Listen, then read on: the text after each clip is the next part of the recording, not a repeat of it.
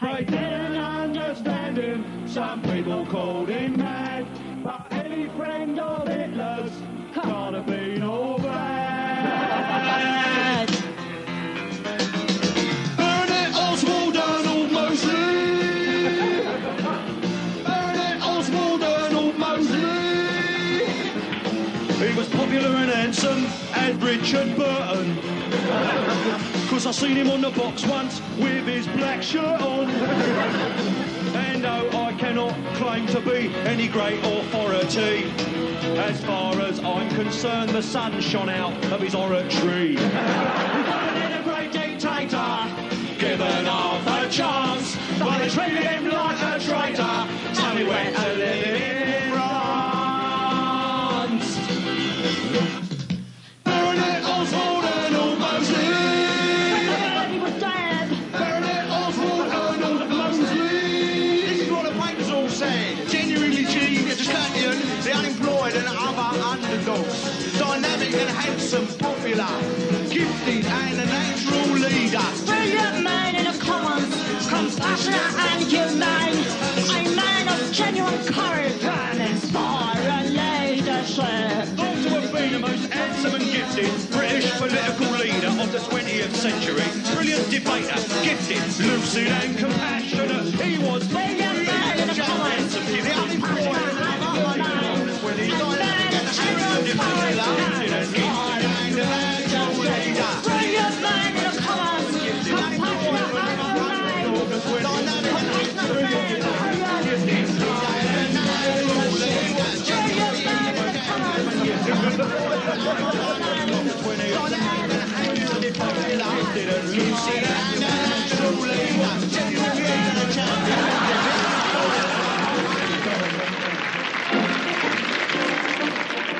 Square bashing can be a pretty dirty job, as any caring Sergeant Major knows.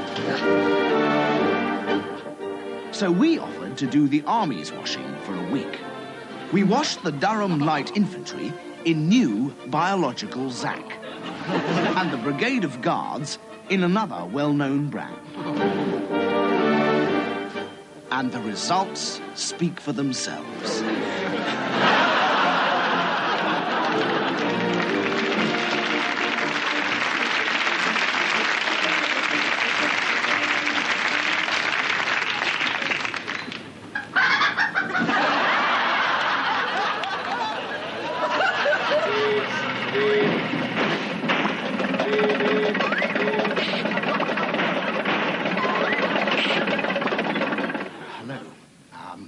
Over the last few weeks, we have made, References to the royal family, which could be construed as being slightly less than respectful. But this was never intended. Never. We understand that a certain person herself... Well, hardly. Well, a certain being, perhaps, a certain personage herself has actually decided to watch this week's program. To sort of... check up on the content. So welcome to the program, ma'am. We are, chuffed. We are overawed and extremely honoured that you should spare the time to actually view our humble offering.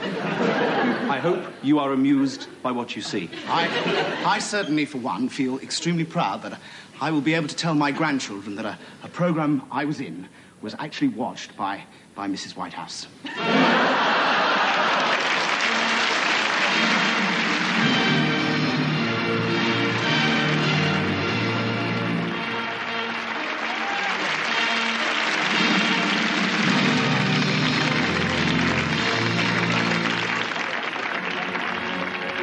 Your Royal Highness, my lords, ladies and gentlemen, here are the main points of the news again. Oh, I'm so sorry I'm late. Poland. And we've received pictures of Warsaw Pact troop movements which suggest that a Christmas invasion may be on the cards. The divorce court judge who considered that sex once a week is quite reasonable has decided to withdraw the statement after his wife sentenced him to 6 days hard. The band of the Royal Coldstream Guards had their Christmas lunch at Kensington Barracks this afternoon. The highlight being the very ancient and traditional ceremony of serving the soup. The Iraq-Iran conflict. Now in its 80th day, where exactly do the warring parties stand?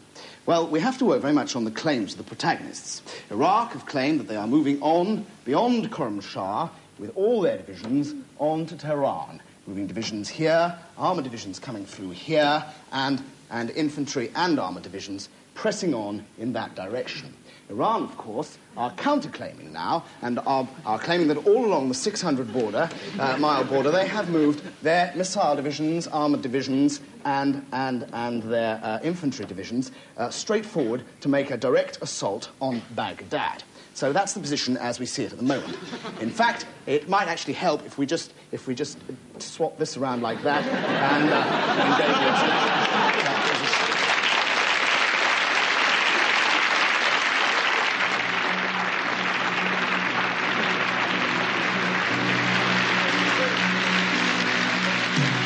The ponderous pounding of the piano is like the pounding in my heart. And even though the verse has just begun, it's time for the chorus to start. Because I'm wet and lonely, standing in the rain. And I'm blubbing my eyes out, rubbing your thighs out of my mind. But they came back again.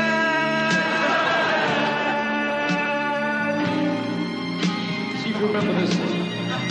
I'm ready to try again, baby, with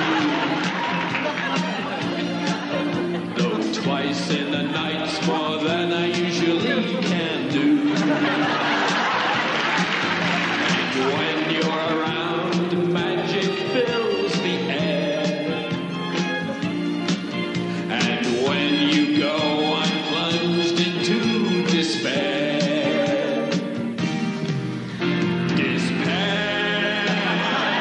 Despair of hands is all I've got to do.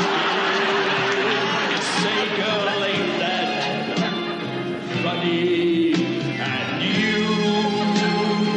you're the only reason that I've got to live. There's only you, girl, and of course, money. La, la, la, and cake. La, la, la, la, headache. La, la, la, la, heartache. La, la, pancakes again. Because I'm wet and lonely. Waiting lonely. In the loneliness that is your lonely door, alone with the lonely fool. That is me. And you, there's nothing, girl, we could do. Just you together with me. And the man in the attic makes three. That's me.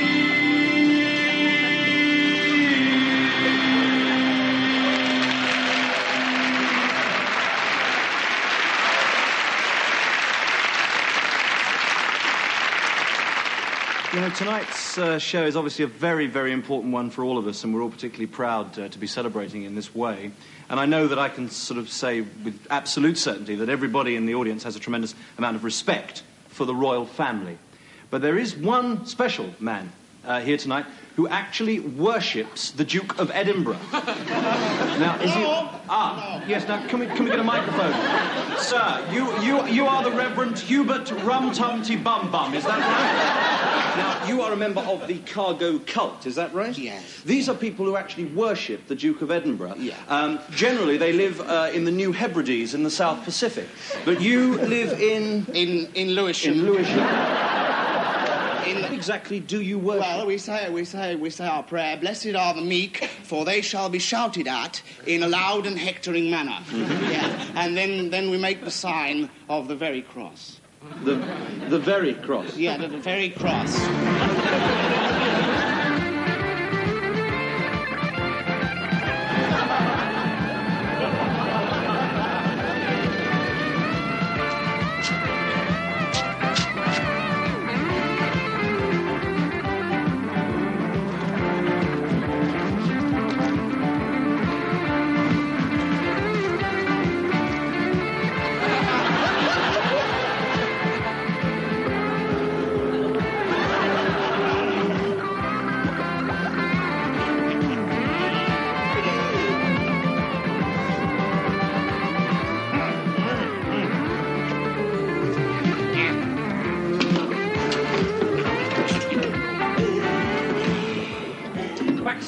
Look, how many times have I told you to wear the headgear provided?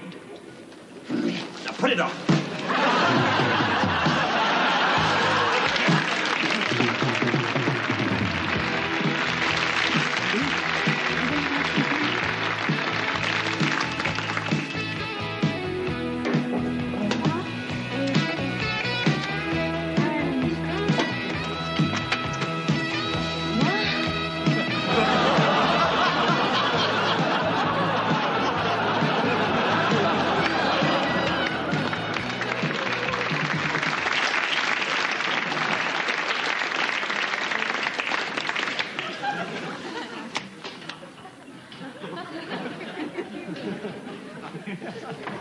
Right.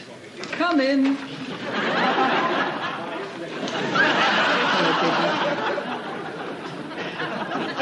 There now follows a party political broadcast on behalf of the Conservative Party.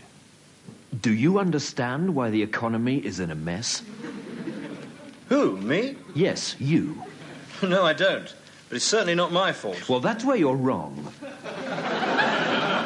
Take your clothes off.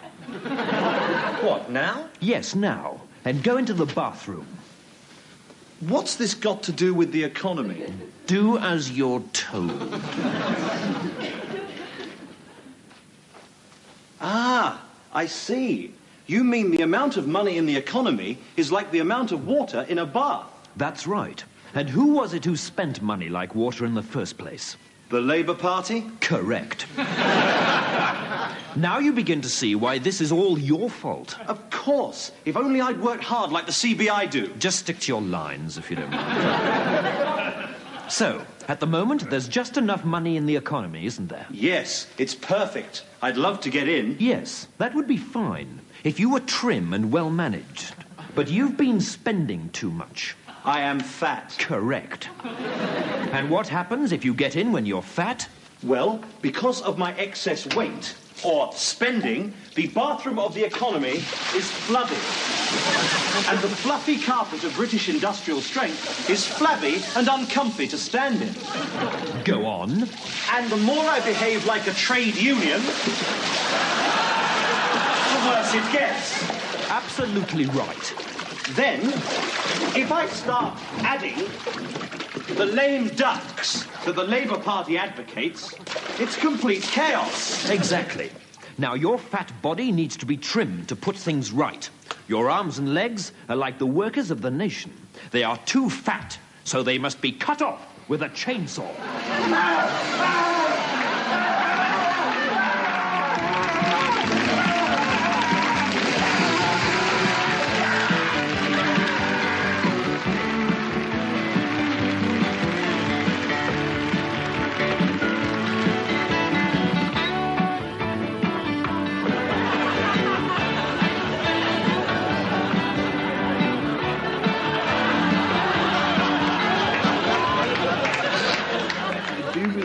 This particular form of acupuncture will cure my cold? No, Mr. Roberts, but it'll stop you wiping your nose on the back of your hand. Suter, when you first came to this school, we took you on account of a most entertaining essay you wrote about a parrot that belonged to your aunt. Ah, yes, sir. Since then, your progress has been disappointing. I have here your exam papers from this year. Let's take a look at the general paper, shall we? Question 1 was write an essay about perseverance. Yes, sir. Do you remember how you began this essay, Souter? No, sir. Read this, it'll help. General paper, final exam, T. Souter, autumn 1980. Subject, perseverance. Yes, get on with it. My aunt, who I live with, has a parrot called Perseverance. One day... Yes, and you proceed to tell exactly the same story you told when you arrived at this school. Yes, sir. Here's a slightly different one. History, question 5. What was notable about the late 50s? And your answer? My aunt, who I live with, used to have a parrot called 50s, who is now dead. The most notable thing about the late 50s was his enormous appetite. And question 7. Describe the South Sea bubble and its effect on investment. Go on.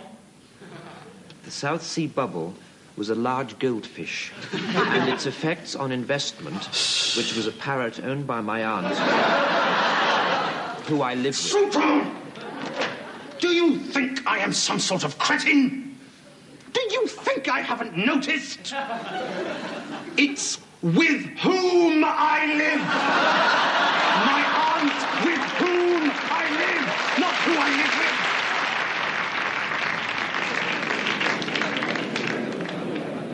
So, I must draw the debate to a close and put it to the vote. Those who want tea? Agriculture Minister Peter Walker was arrested in Harrods Food Hall yesterday and charged with indecently assaulting an oven-ready turkey. Midlands. And Horace Johnson, the man who invented the game of snakes and ladders, was buried today in accordance with his last wishes.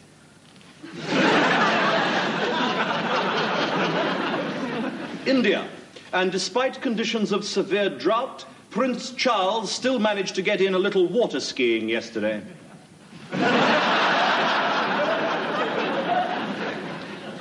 Film censors are introducing a new certificate for football matches screened live at cinemas. It's called Treble X and means no football fan allowed in unless accompanied by a human being.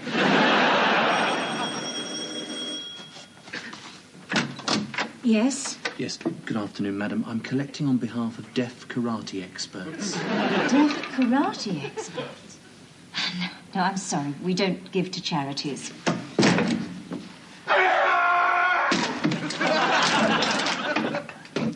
Pardon?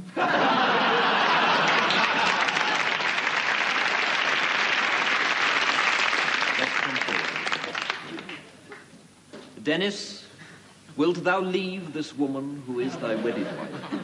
Dost thou dislike her, despise her, hate the sight of the moth-eaten Snoopy doll she's had since college, and despise her brother, the chartered surveyor, who invites himself for dinner and drinks thy scotch after you've gone to bed? Dost thou dislike her mother, hate her cooking, get irritated that she picks at her toenails in bed, and that the clippings somehow find their way into that little crack in the side of the duvet? And wilt thou forsake her for as long as ye both shall live? I will. Muriel, wilt thou leave this drunken shit who is thy wedding? Didst thou dislike the brevity and infrequency of his love-making? And wert thou so sick of having to lie to him about how it's not size that's important?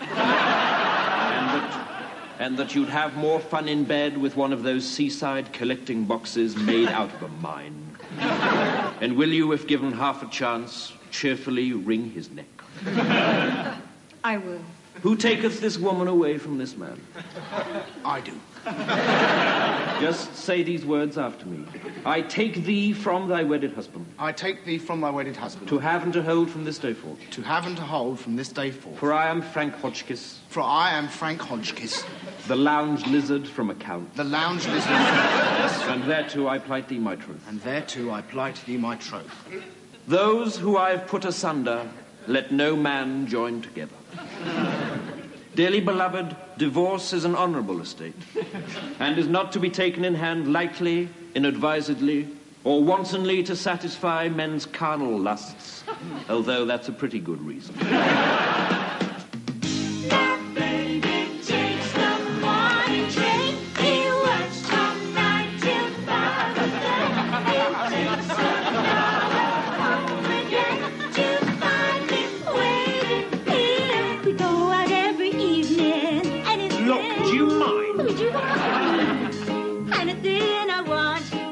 Me to a movie, to a restaurant. Look, I've had a hard day. I'm very tired.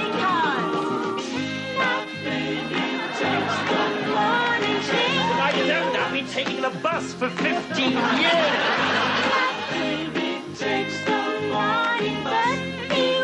Look, I don't work from 9 to bloody 5. I didn't today anyway. No, I spent all day with a whore.